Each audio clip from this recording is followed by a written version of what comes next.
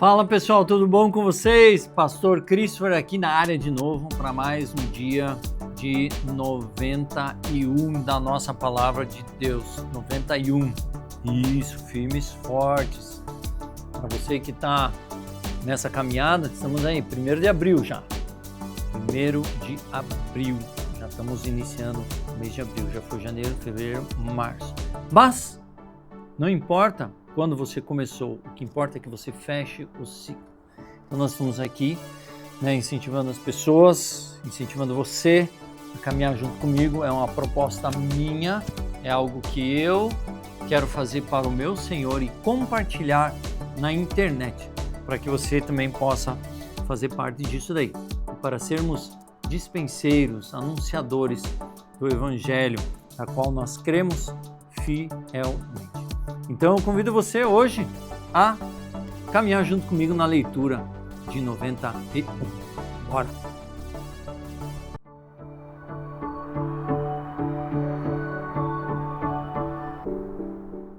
Legal, que bom que você está aqui. Vamos lá. Minha Bíblia, minha espada bem usada. Estamos aqui, ó. Foca. Olha. Esse lado já foi, ó. Esse lado aqui, ó. Esse aqui ainda tem para ir. Já estamos fechando em 100 dias. Então convido você a abrir a sua Bíblia em Deuteronômio 18, 1, 20 e 20. Vamos para a nossa leitura.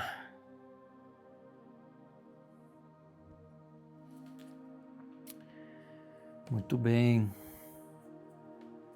A palavra de Deus diz assim: lembre-se de que os sacerdotes levitas e todos os outros membros da tribo de Levi não receberão porção alguma da terra como herança entre outras tribos de Israel. Em vez disso, os sacerdotes e levitas comerão das ofertas especiais apresentadas ao Senhor, pois essa é a parte que lhe cabe. Não terão herança entre os israelitas. O Senhor é sua herança conforme lhe prometeu. Essas são as partes que os sacerdotes receberão como uma porção dos bois e das ovelhas que o povo entregar como oferta: a espádua, as queixadas e o estômago. Deem também aos sacerdotes a primeira porção dos cereais, do vinho novo, do azeite e da lã na época da tosquia.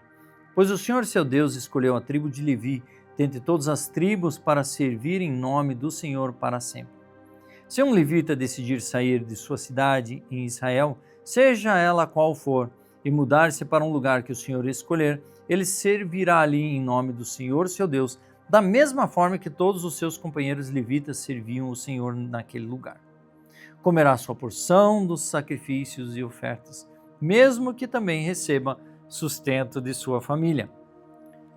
Quando vocês entrarem na terra que o Senhor seu Deus lhes dá, tenham muito cuidado para não imitarem os costumes detestáveis das nações que vivem ali. Jamais deverá haver entre vocês alguém que queime seu filho e sua filha como sacrifício. Não permitam que alguém do povo pratique adivinhação, use encantamentos, interprete agouros, envolva-se com bruxaria, lance feitiços, atuem como médium ou pratiquem do ocultismo ou consultem os espíritos dos mortos. Quem pratica tais coisas é detestável ao Senhor. É justamente porque as outras nações praticam essas coisas detestáveis que o Senhor, seu Deus, as expulsará de diante de vocês. Sejam inculpáveis perante o Senhor, seu Deus. As nações cuja terra vocês estão prestes a conquistar consultam feiticeiros e adivinhos, mas o Senhor, seu Deus, os proíbe de fazerem essas coisas. O Senhor, seu Deus, levantará um profeta como eu do meio de seus irmãos israelitas. Deem ouvidos a ele, pois foi isso que vocês pediram ao Senhor, seu Deus, quando estavam reunidos ao pé do Monte Sinai. Disseram: não iremos mais ouvir a voz do Senhor, nosso Deus, nem ver esse fogo ardente, pois morreríamos. Então o Senhor me disse: eles estão certos, levantarei um profeta como você do meio de seus irmãos israelitas e porei minhas palavras em sua boca. E ele dirá ao povo tudo o que eu lhe ordenar. Eu mesmo pedirei contas de qualquer um que não ouvir as mensagens que o profeta proclamar em meu nome. Mas o profeta que tiver a presunção de falar em meu nome algo que não lhe ordenei, ou que falar em nome de outros deuses, será morto. Talvez vocês se perguntem, como saberemos se um profeta vem do Senhor ou não? Se o profeta falar em nome do Senhor, mas suas previsões não acontecerem nem se cumprirem, vocês saberão que a mensagem dele não vem do Senhor. Esse profeta presumiu arrogantemente que falava em meu nome, e vocês não precisam temê-lo. Quando o Senhor, seu Deus, destruir as nações cujos territórios ele lhe dá, vocês tomarão posse da terra e se estabelecerão nas cidades e casas que elas construíram.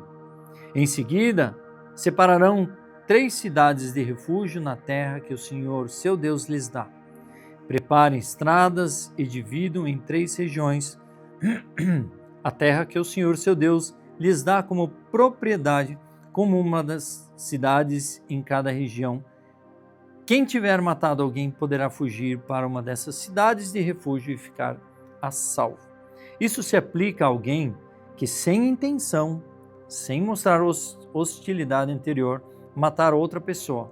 Ele poderá fugir para uma dessas cidades de refúgio e viver em segurança. Se acontecer, por exemplo, de alguém ir com um vizinho cortar lenha num bosque e quando um deles levantar o machado para cortar a árvore, o ferro do machado escapar do cabo e atingir a outra pessoa e causar morte, o homicida poderá fugir para uma das cidades de refúgio a fim de salvar a vida. Se, contudo, a distância até a cidade do refúgio for muito grande e acontecer que, irado, o parente encarregado de vingar a morte da vítima alcance e mate o homicida, o castigo não será merecido, pois o fugitivo não mostrou hostilidade anterior à vítima. Por isso ordeno que separe 3 cidades de refúgio. Se o Senhor, seu Deus, ampliar seu território conforme jurou os seus antepassados, e lhes der toda a terra que lhes prometeu, separe mais 3 cidades de refúgio. Ele lhes dará a terra se vocês cumprirem cuidadosamente todos os mandamentos que hoje lhes dou. Se sempre amarem o Senhor, seu Deus, e andarem em seus caminhos. Com isso, vocês evitarão a morte de inocentes na terra que o Senhor, seu Deus, lhes dá como herança. Do contrário, seriam culpados pelo sangue de inocentes. Se, contudo, alguém demonstrar hostilidade a seu vizinho, ficar à espreita dele e atacar e matar, fugindo depois para uma das cidades de refúgio, as autoridades da cidade do homicida enviarão representantes à cidade de refúgio para trazê-lo de volta e entregá-lo ao vingador da vítima, para que ele execute o homicida. Não tenham pena dele, eliminem de Israel a culpa de matar inocentes. Assim tudo irá bem com vocês. Quando tomarem posse da terra que o Senhor, seu Deus, lhes dá como herança, jamais roubem terras de outros, mudando de lugar os marcos de divisa que seus antepassados colocaram. Não condenem alguém por um crime ou delito com base no depoimento de apenas uma testemunha. Os fatos a respeito do caso devem ser confirmados pelo depoimento de 2 ou 3 testemunhas. Se uma testemunha mal intencionada se apresentar e acusar alguém de ter cometido um crime, tanto o acusador como o acusado comparecerão diante do Senhor, apresentando-se aos sacerdotes e juízes que estiverem de serviço na ocasião. Os juízes farão uma investigação cuidadosa do caso. Se a testemunha fez acusações falsas contra o seu irmão israelita, apliquem-lhe a sentença que ela planejava para outra pessoa. Desse modo, vocês eliminarão o mal do meio. Olha só, se existe má intenção, então a sentença que a outra queria para esse acusado, mesmo se for por difamação, ele receberá essa sentença. E é isso que nós vemos no Novo Testamento, né? A maneira com que você julgar o próximo assim Deus fará para que nós sejamos julgados. Ele usará o mesmo prumo, a mesma sentença. Então, olha só como Jesus ele ensina, Paulo ele traz do conhecimento antigo, ele traz para o novo.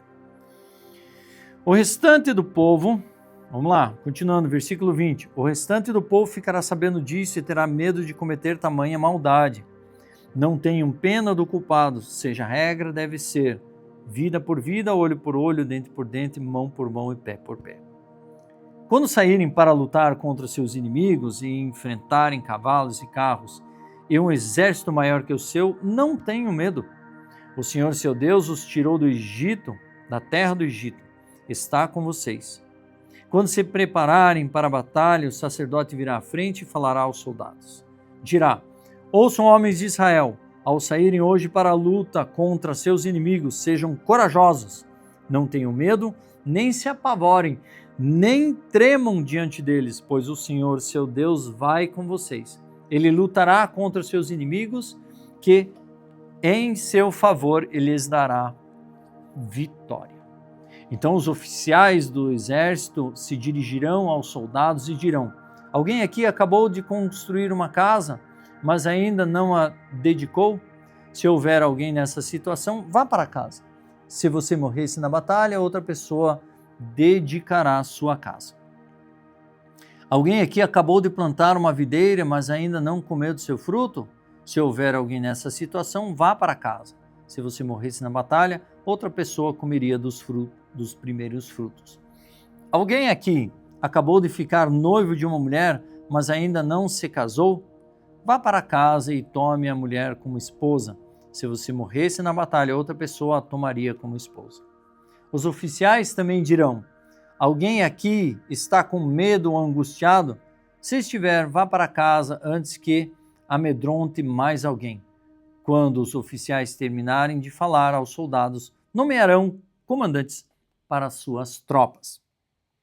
Quando vocês se aproximarem de uma cidade para atacá-la, primeiro proponham paz a seus habitantes. Se eles aceitarem suas condições e abrirem as portas, todo o povo dentro da cidade os servirá com trabalhos forçados. Se eles recusarem a proposta de paz e se prepararem para a luta, cerquem a cidade. Quando o Senhor, seu Deus, lhes entregar a cidade, matem a espada todos os homens. Contudo, poderão tomar a si as mulheres e as crianças, os animais e tudo que acharem na cidade. Poderão aproveitar todos os despojos dos inimigos que o Senhor, seu Deus, entregou em suas mãos. Essas instruções se aplicam somente às cidades muito distantes e não às cidades dos povos que vivem na terra em que vocês entrarão.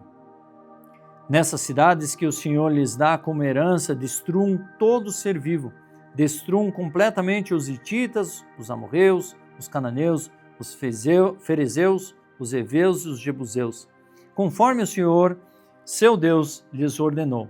Isso evitará que os povos da terra os ensinem a imitar os atos detestáveis que eles praticam quando adoram seus deuses, coisas que fariam vocês pecar contra o Senhor, seu Deus.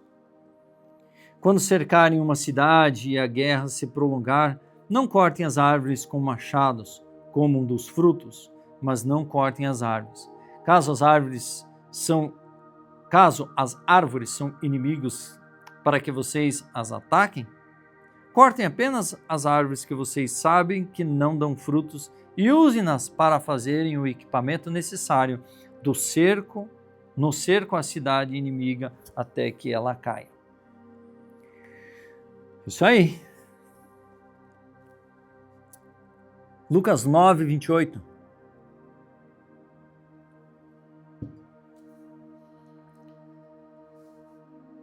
Cerca de 8 dias depois, Jesus levou consigo Pedro, João e Tiago em um monte para orar. Enquanto ele orava, a aparência de seu rosto foi transformada e suas roupas se tornaram brancas e resplandecentes. De repente, Moisés e Elias apareceram e começaram a falar com Jesus. Tinham um aspecto glorioso e falavam sobre a partida de Jesus que estava para se cumprir em Jerusalém. Pedro e os outros lutavam contra o sono, mas acabaram despertando e viram a glória de Jesus e os 2 homens que estavam com ele. Quando Moisés e Elias iam se retirando, Pedro, sem saber o que dizia, falou: Mestre, é maravilhoso estarmos aqui. Vamos fazer 3 tendas, uma será sua, uma de Moisés e outra de Elias. Enquanto ele ainda falava, uma nuvem surgiu, os envolveu, enchendo-os de medo. Então uma voz que vinha da nuvem disse: Este é meu filho, meu escolhido. Ouçam-no. Quando a voz silenciou, só Jesus estava ali naquela ocasião. E os discípulos não contaram a ninguém o que tinham visto. No dia seguinte, quando desceram do monte, uma multidão veio ao encontro de Jesus. Um homem na multidão gritou: Mestre, suplico que veja meu filho, o único que tenho. Um espírito imundo se apodera dele e faz gritar, lança-o em convulsões e faz-o espumar pela boca. Sacode-o violentamente e quase nunca o deixa em paz. Supliquei aos seus discípulos que o expulsassem, mas eles não conseguiram. Jesus disse: Geração incrédula e corrompida, até quando estarei com vocês e terei de suportá-los? Então disse o homem: Traga-me seu filho. Quando o menino se aproximou, o demônio o derrubou no chão, numa convulsão violenta. Jesus, porém, repreendeu o espírito impuro, curou o menino e devolveu ao pai. Todos se espantaram